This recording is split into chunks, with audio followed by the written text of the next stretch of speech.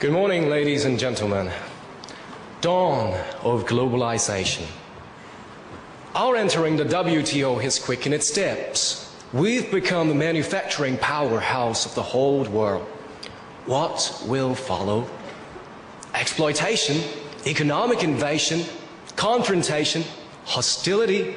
Not really, provided that we handle the current situation wisely. Confucius said, "The gentleman is versed in what is moral. The small man is versed in what is profitable." For the sake of economic reconstruction, however, we're chasing big bucks, and materialism is now the name of the game. A rapid growth in GDP is accompanied by worrying moral negligence. Loyalty, sincerity, modesty, and filial piety might be cadences of the past. We have actually been losing our traditions not because of direct threats or attacks from others. Globalization is only a catalyst. You may be buying a McDonald's franchise and making a big fortune, but you don't know at the same time you're not only changing your kids' palate, but also teaching your families not to cook and becoming slack in our time-honored culinary art. There's no escaping it. Globalization is marked by sophisticated, advanced technology and cheap, accessible communication methods. But ever since the May 4th movement, isn't it what we've been clamoring for? But what we do not realize is that coming from the West is more than just Mr. Democracy and science. Mr. Individualism has also stealthily crept in. Being influenced by it, we are becoming more self-centered and selfish. Paradoxically, however, our traditional culture and values teach us, to a certain extent, to start with individualism. How can you rule a country, administer a government, or even maintain a family without being able to manage yourself? So globalization is a golden opportunity for self-evaluation. It's outrageously arrogant to think that we are the best in the world. Even if we are, we still have to be humble. This is the Chinese way. And let me talk about my experience in my hometown, Hong Kong, and other two international examples. British colonial rule turned Hong Kong into a multicultural metropolis basking in Chinese and Western cultures.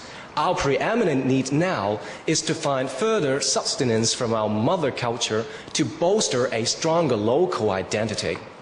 Our government adopted an expeditious language policy to enforce Cantonese as the medium of instruction in secondary school, and Putonghua is expected to take its place in long term. And for Japan, you see her successful Meiji modernization conserved her traditional values and at the same time assimilating Western cultures.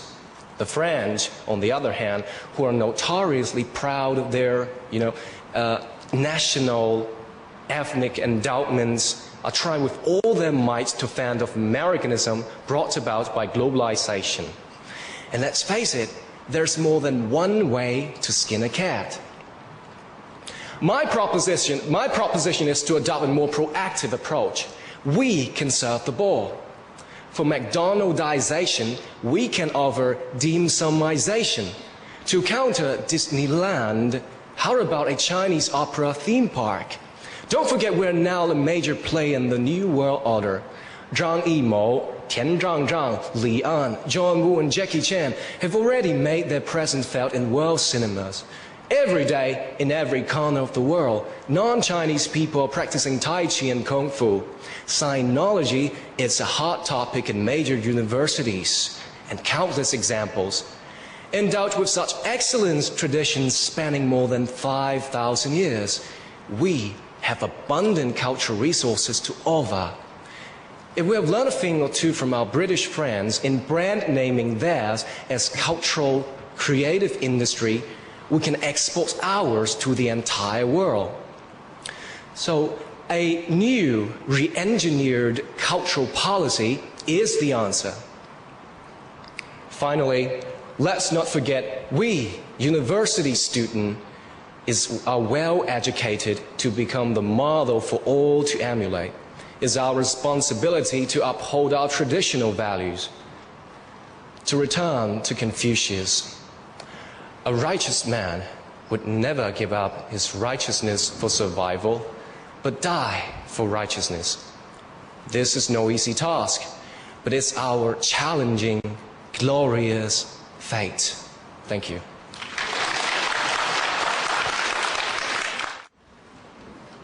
Well, I get to ask another marriage kind of a question. The divorce rate in China is increasing alarmingly in recent years. Children in divorced families are usually having more problems growing up.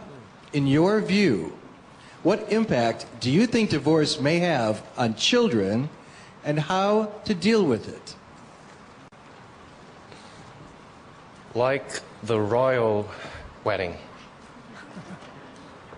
the wedding ceremony, it might be the best of time because two mature people with special connection, sharing the same values, are finally coming together, form a new family, and they're going to have kids.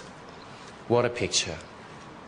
On the other hand, it might be the worst of times if they're going to divorce, and a lot of problems would be generated, not only affecting them, but kids.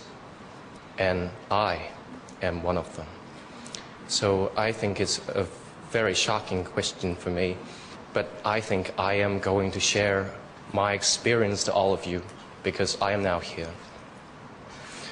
You know, looking retrospectively for my past 20 years, I have a lot of experience to be a kid or be a children or child from a divorced family.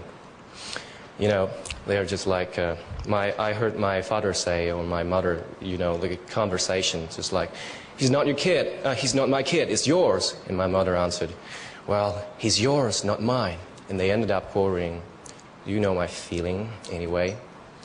So I think as a kid like this, I've encountered a lot of problems, and I can say the most important one, or a severe one, is that lack of family care.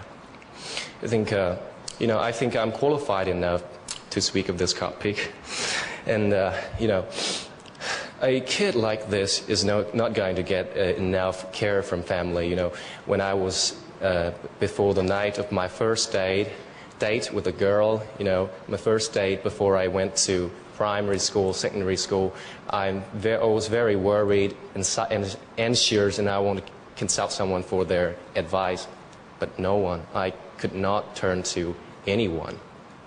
This is the biggest problem, I think, because of time constraints. I have a lot of experiences, but I can't tell you here because of time constraints. But I am so proud to be here that I turned out to be a good guy anyway, because, you know, I'm one of the contestants, 60 contestants from all over mainland here, and I'm a university student. Because when I encounter problems, I turn to my good teachers, my peers, my social workers. I think there's a lot of problems. And, you know, kids from divorced family is going to be kind of have some kind of feeling of inferiority. They don't like to communicate with other people. They appear to be cool or arrogant, but there's deep inside their heart is a sign of kind of inferiority sometimes. So I think the most important thing is to be, if you're one of the divorced student kids, you have to be more bright to communicate with others. And you know, I think I had good teachers in my secondary schools. If I encounter problems, I just turned to her, and she solved a lot of problems of mine. And you know, there was always temptation in my early life. You know, I always hang out with kids or other guys from divorced families, and one day told me, why not join a triad gangs or something? We can get money, we can get girls, or even drugs. Wow, it's kind of tempting to a kid of 15 or 16 years old. But you know, I respect my teacher that much, so I asked her, and she told me all the consequences of being like that. So finally, I know, and I'm become a good guy here. I think the most important thing is to, join, the cooperation of